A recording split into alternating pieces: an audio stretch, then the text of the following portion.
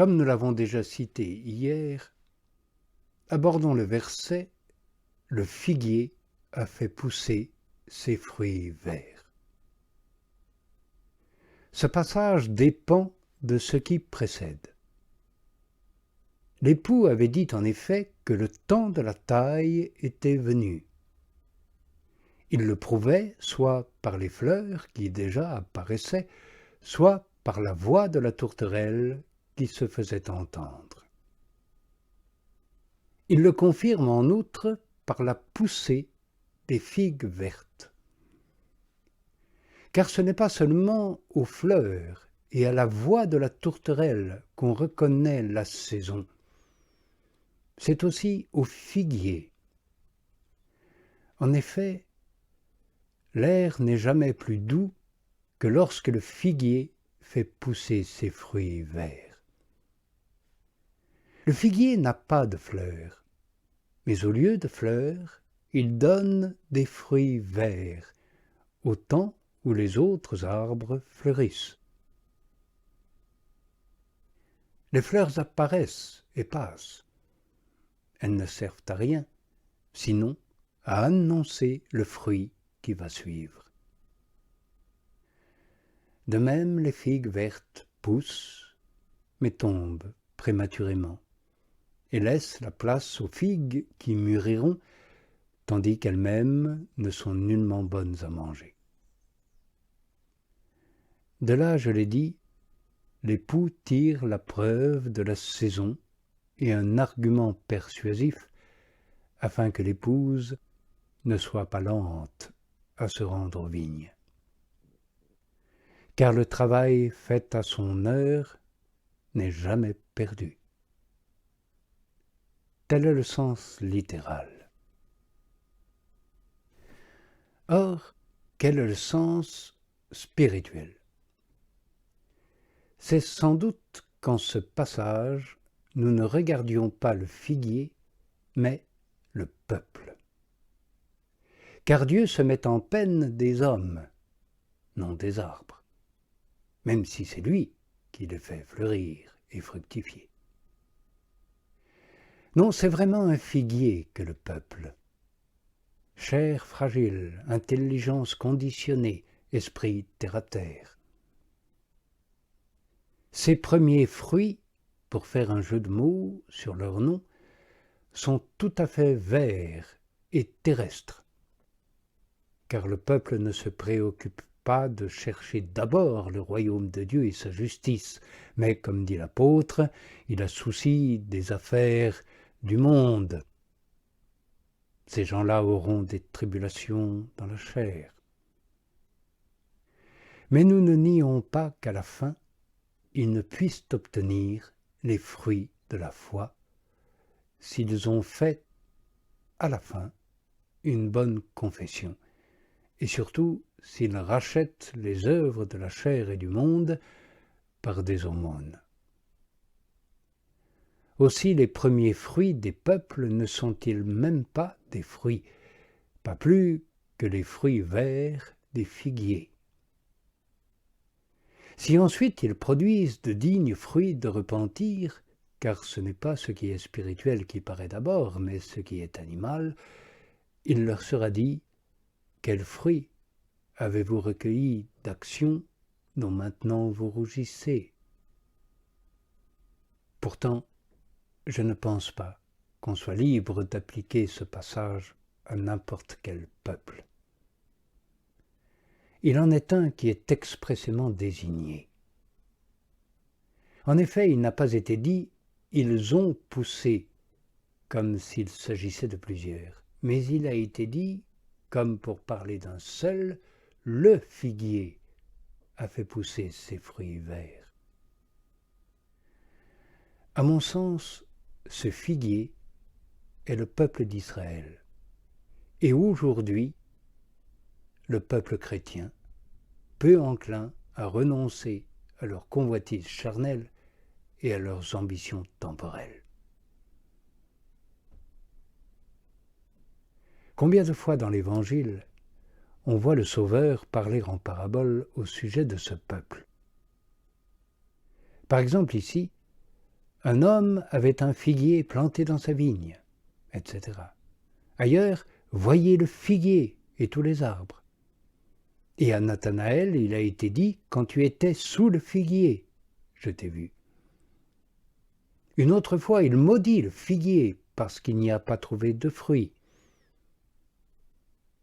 Fort à propos, ce peuple mitigé et versatile est comparé au figuier.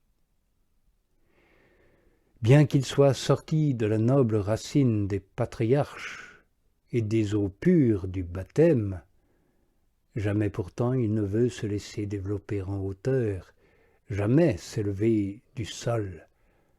Jamais il ne veut répondre sans compromis ni réserve à l'excellence de la racine, ni par l'exubérance des branches, ni par la luxuriance des fleurs, ni par l'abondance des fruits. Oui, tu corresponds mal à ta racine, arbre chétif, tordu, noueux, car la racine est sainte. Que paraît-il dans tes branches qui soient dignes d'elle? Le figuier, est-il dit, a fait pousser ses fruits verts. Ce n'est pas de ta noble racine que tu les as tirés, mauvais rejeton. Ce qui est en elle vient de l'Esprit Saint. Dès lors, tout y est délicat et doux. D'où donc te viennent ces fruits verts? Vraiment, qu'y a-t-il dans ce peuple qui ne soit grossier? Oui, soit l'action, soit l'affection, soit l'intelligence, mais aussi le culte seulement rituel qu'il rend à Dieu. Car son action est toute dans les satisfactions, son affection dans les gains temporels, les honneurs, son intelligence dans la grossièreté de la lettre, son culte dans les rites extérieurs. Mais quelqu'un dira, puisque ce peuple ne cesse jamais de faire pousser de tels fruits verts, il faut que le temps de la taille ait été de toujours, car on dit que le temps de la taille coïncide avec celui des figues vertes. Il n'en est pas ainsi. Nous disons que les femmes ont eu des enfants, non pas lorsqu'elles sont en travail, mais lorsqu'elles ont accouché. Nous disons aussi que les arbres ont produit leurs fleurs, non pas quand ils commencent à fleurir, mais plutôt quand ils ont cessé. De même ici, il est dit que le figuier a fait pousser ses fruits verts, non quand il en a produit quelques-uns, mais quand il les a tous produits, c'est-à-dire quand la production touche à sa fin. Tu demandes en quel temps ce peuple connaît un tel achèvement. Lorsqu'il est manifeste qu'il met le Christ en croix. Et actuellement encore. C'est alors que sa méchanceté est achevée. Selon ce que le Christ Jésus lui-même avait prédit, vous comblez la mesure de vos pères. De là vient que sur le gibet, au moment de remettre l'esprit, le Christ dit « Tout est accompli ». Oh, quel accomplissement ce figuier maudit donne-t-il à ses fruits verts? Aussitôt, il est condamné à une stérilité éternelle. Oui, combien les derniers fruits sont pires que les premiers. Il commence par des fruits inutiles, il finit par en donner qui sont vénéneux et mortels. Aux sentiments grossiers et dignes d'une vipère. Haïr l'homme qui guérit les corps des hommes et sauve leurs âmes. Ô intelligence grossière et proprement bovine. Ils n'ont pas reconnu Dieu, même dans les œuvres de Dieu. Peut-être le juif ou le catholique mondain, car ce vers s'applique aussi à celui-là, pourrait-il se plaindre violemment de l'outrage que je lui fais, moi qui qualifie de bovine son intelligence, et de vénéneux et mortels les fruits qu'il porte. Qu'il lise Isaïe, il y entendra pire que l'épithète de bovin. Le bœuf a reconnu son propriétaire, est-il écrit, et l'âne la crèche de son maître. Israël ne m'a pas reconnu, mon peuple n'a pas compris. Tu vois, juif, et toi, mondain, que je suis plus tendre pour toi que le prophète. Moi, je t'ai comparé aux bêtes, lui te met plus bas encore. Or le prophète n'a pas dit cela en son propre nom, mais au nom de Dieu, qui se proclame Dieu dans ses œuvres mêmes.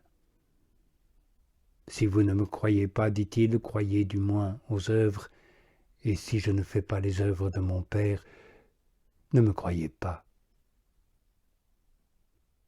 Pourtant, cela non plus n'éveille pas l'intelligence de ce peuple mitigé entre la foi et le monde. Ce peuple versatile et rebelle.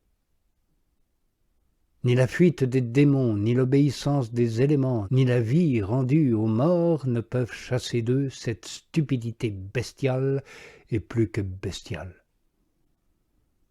Elle les a conduits, et les conduit encore, par un aveuglement non moins stupéfiant que pitoyable, à s'enfoncer dans ce crime si horrible et si énorme de porter des mains et des pensées sacrilèges sur le Seigneur de majesté.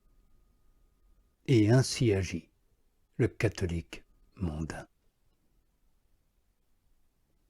Depuis lors, on a pu dire que le figuier a fait pousser ses fruits verts, c'est-à-dire lorsque les lâchetés, les hypocrisies et les infidélités de ce peuple, parvenus, pour ainsi dire, à leur comble, ont touché leur fin.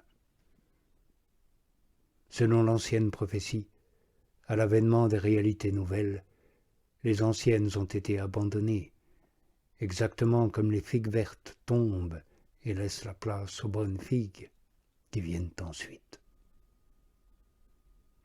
Tant que le figuier n'a pas cessé de produire ses fruits verts, dit l'époux, je ne t'ai pas appelé, ô mon épouse, sachant que les figues excellentes ne pouvaient pas naître en même temps. Mais à présent que les figues qui devaient pousser les premières ont poussé, ce n'est pas hors de saison que je t'invite. Car nous savons que les fruits bons et salutaires sont tout proches, et les inutiles en passent d'être éliminés.